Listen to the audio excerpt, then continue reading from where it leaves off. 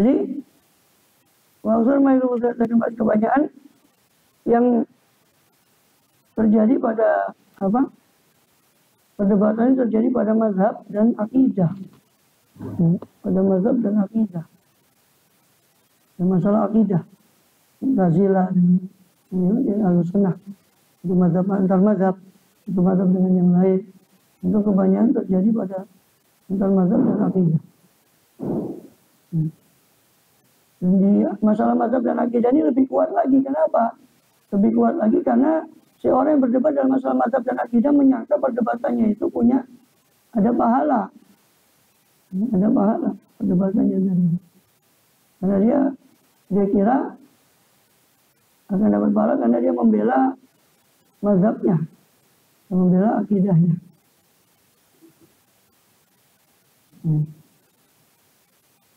Dan tadi sudah dijelaskan bahwa ini suatu kesalahan. Karena kalaupun kita niatnya menolong mazhab atau menolong akidah kita, rutin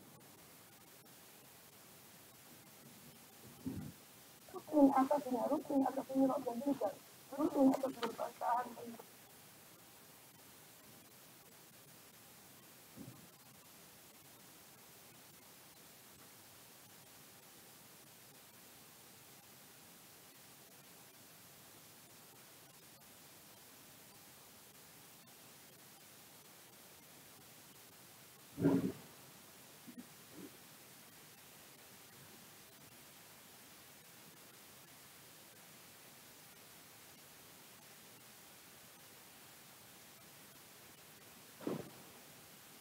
Jadi dikatakan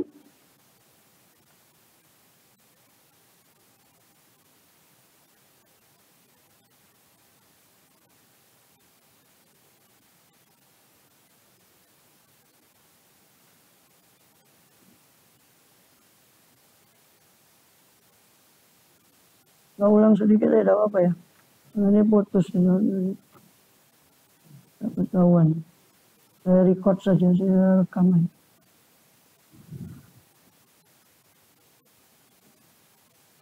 Karena di live kan juga sinyalnya terlalu lemot.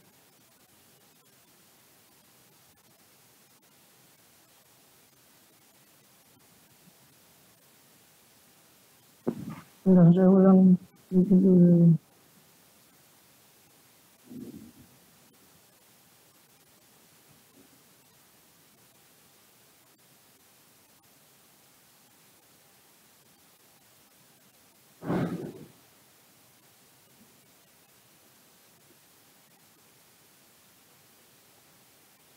Jadi dikatakan bahwa tadi kan dikatakan muhadzabah alaih tajal adatan, ya. Rutinitas atas perdebatan tadi menjadikan ini sebagai kebiasaan, ya. Debat ini sebagai kebiasaan dan watak. Sampai ya tamatkan nafsu, sehingga sudah mendarah daging, sudah menguat pada nafsu seorang. Perdebatan itu karena terus berdebat, ya suruh sober dia akan sulit sabar dari perdebatan ini. Ketika itu agak sulit pengobatannya. Jadi obatnya sudah jelas, tapi pengobatannya tergantung parah atau kronis atau tidaknya penyakit masing-masing. Dan di situ tadi sudah dijelaskan, diriwayatkan bahwa Abu Hanifah an jauh Tatai pernah berkata pada Tatai, lima asatan insiwa, kenapa kamu wahai Daud kok lebih mengutamakan insiwa, menyendiri? Qala li ujadi nafsi bi tarkil jidal, supaya saya mujahadah kepada diri saya, nafsu saya untuk meninggalkan debat. Kata Imam Abu Hanifah, uturil majalis, hadilah majlis-majlis, wasma' mayuqal, dengarkan apa yang diucapkan dan jangan bicara.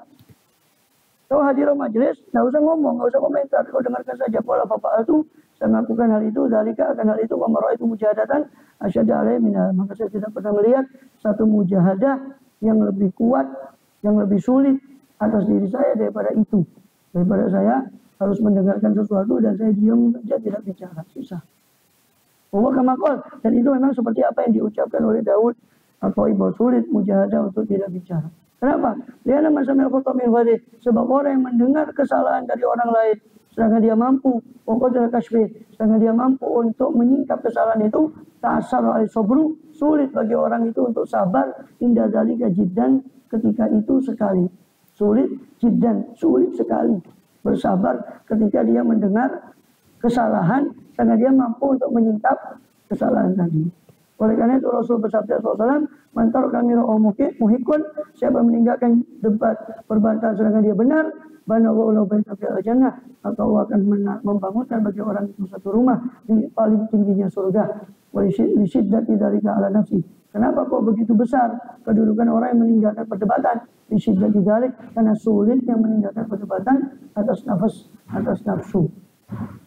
Wa agharu ma yaghlibu, dan paling banyaknya dari apa yang yaghlib dari kafir mazhab, dan paling yang agharu ma yaghlibu dzalika fil mazhab wal aqaid, dan paling banyaknya apa yang menang, apa yang dominan dari hal itu, ya, itu fil mazhab. Wa agharu ma yaghlibu dzalika fil mazhab, itu dalam masalah mazhab dan akidah. Baina miraq wa karena sesungguhnya perdebatan itu suatu watak. Ya, suatu watak manusia ini memang dari asal dari sononya wataknya manusia itu suka debat. Ya, sudah saya sering ulang ayat itu di surat Kahfi. Maka al-insanu aktsara syai'in jadalah, dan adalah manusia itu adalah aktsara syai'in, paling banyaknya sesuatu apanya? Perdebatannya. Jadi Allah sendiri yang mencipta manusia mengatakan manusia ini makhluk yang paling banyak debat. Jadi perbantahan itu suatu watak. Wa idza dhanna anna lahu alaihi thawaban, lalu jika menyangka si insan tadi bahwa bagi dia itu ada pahala dalam perdebatannya, dalam mempertahankan mazhabnya dan mendebat orang yang kurang kerjaan tadi itu, atau ahli bid'ah tadi. Dia menyangka ini pahala, ini saya kalau bisa debat orang ini.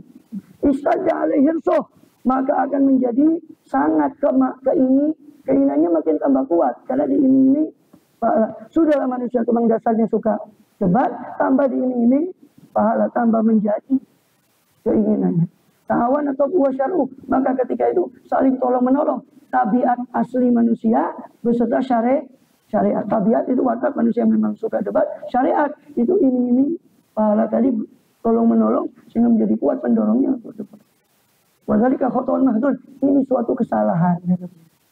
Kesalahan yang murni. Kok bisa salah? Dan tujuannya bagus untuk mengalahkan ahli bid'ah. Dan bagus tujuannya. Kok salah? Ini kata beliau, yang betul bagaimana? Beliau berkata, "Aku falisana anal kiblah." Tetapi seyogianya manusia itu yaku falisana, mencukupi lisannya, menahan lisannya dari ahlul kiblah. Nah, terus kalau lihat ahli bid'ah bagaimana? Wa idza ra'a mubtadi'an itu.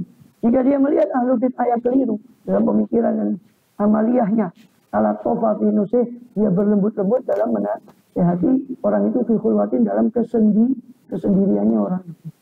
Dan yang tadi dia dekati dengan pelan-pelan. La bi tariqil jidal, bukan dengan jalan perdebatan. Fa inal jidala yubayyiru ilaih.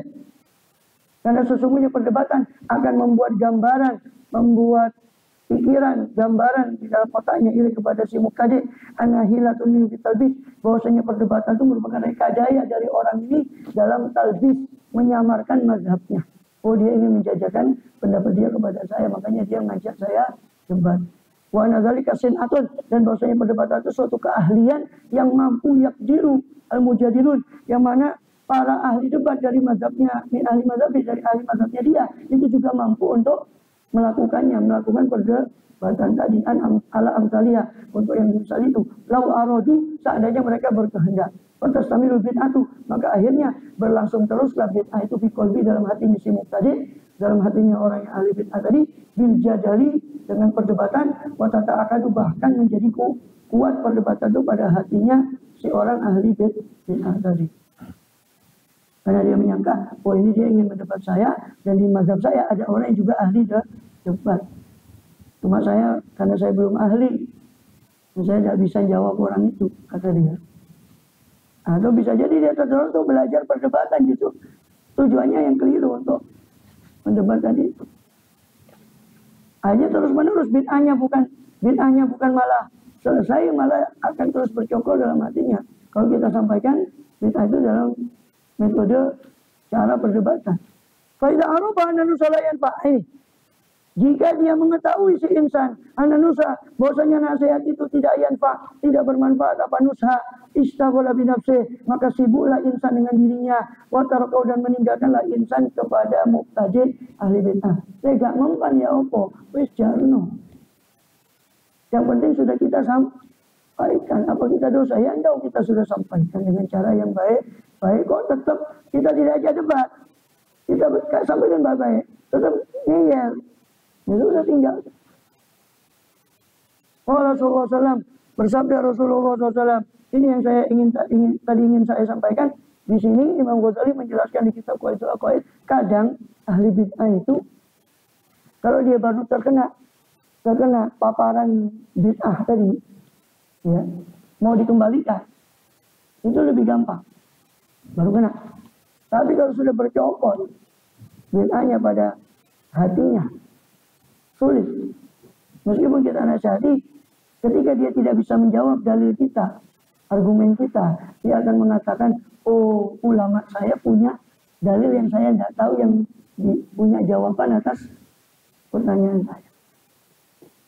Itu perkataan ahli bid'ah kalau sudah bercokol. Kalau sudah bercokol sulit. Cuma hidayah dari Allah saja yang bisa membalik hatinya. Dikasih penjelasan pun dia akan mengatakan, oh ulama saya punya penjelasan yang bisa menjawab penjelasannya orang ini. Punya dalil yang saya tidak tahu. Guru saya punya dalil yang saya tidak tahu. Terus akan terus pada bertanya. Nah ketika sudah begitu, ngapain kita buang waktu? Sibuklah dengan diri kita. Karena dalam diri kita sendiri masih banyak penyakit yang perlu kita atasi. Mau ngurusi wong situ yang perlu ini, itu tinggal saja.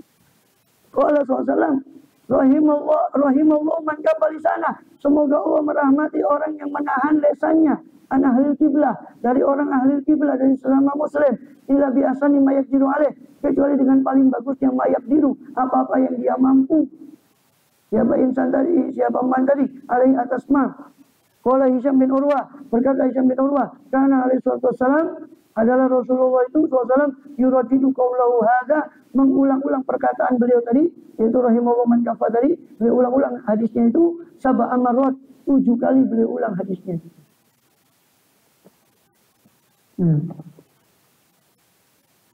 Itu di situ ada catatan kaki kalau dicetakan ini tentang ceritanya Daud at-Ta'i tadi di riwayat kitab Hilyah dari Abi Nu'aim, dari Ahmad bin Abil Hawari, qala hadatsani ba'du ashabina qala inna makana sababu zuhudi Daud kana juz Abu Hanifah.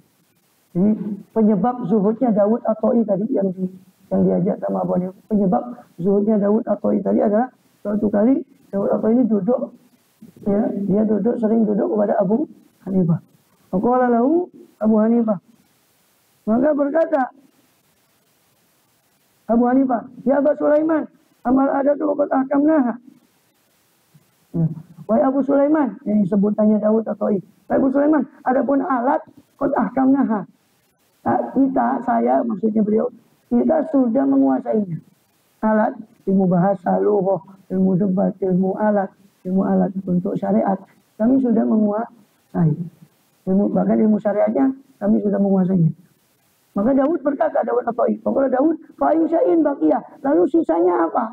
Apa yang masih tersisa yang belum kau kuasai? Qala baqiyal amalu bih, yang tersisa adalah mengamalkannya. Yang tersisa adalah mengamalkannya. Qala fanaza'at nafsi ilal uzla wal wahdah, maka kata Daud at-Ta'i, perkataan Imam Abu Hanifah tadi, naza'at nafsi, maka itu menyebabkan nafsu saya menarik saya untuk mencil. Jadi perkataan itu, maka nafsu saya menarik saya untuk menyendiri. Faqultulah, maka saya katakan kepada nafsu saya, kata si Daud at-Ta'i mengatakan kepada nafsunya sendiri, apa? Hatta tajlisi ma'ahum fala tujibi bi mas'alatin. Faqultulah, saya katakan pada nafsu saya sendiri, seolah nafsunya berkata pada diri, sampai kapan kau mencil ini? Dia jawab sendiri kepada nafsunya, sampai tajlisi ma'ahum, sampai kau wahai nafsu bisa duduk bersama orang-orang tanpa menjawab satupun masalah dari orang. Sampai itu baru saya akan keluar. Qala fakana yajlisum sana qabla yatasil, maka adalah Imam Daud at-Ta'i duduk mengambil pelajaran fikih dari Abu Hanifah 1 tahun sebelum uzlah. 1 tahun duduk bersama Abu Hanifah belajar sebelum dia uzlah.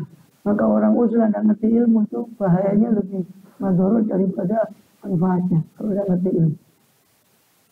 Qala fakanatil masalah taji'u wa ana asyaddu syahwatan li jawabi yang asal lama. Kalau uji dia, maka kanatil masalah datang, maka adalah masalah itu datang kepada saya, sedangkan saya memiliki syahwat, keinginan untuk menjawab masalah itu lebih daripada kesenangan orang haus kepada air. Kalau uji dia, namun saya usahakan untuk tidak menjawab pertanyaan itu. Qala fa'tazilhum ba'du. Maka beliau berkata, iktazilhum ba'du. Kalau gitu, apa? Iktazilhum. Mencela kamu dari mereka setelah itu. Jadi kalau orang itu sudah, jadi cara untuk menegur orang ketika dia salah, atau ahli bid'ah, atau keliru, ya dengan lemah lembut nasihat. Dengan sendirian, jadi orang itu lemah lembut. Kalau nggak ngandel, kok ngeyel, ya sudah dia. Yang penting kita sudah sampaikan dengan cara yang terbaik, sudah. Gugur kewajiban kita biar.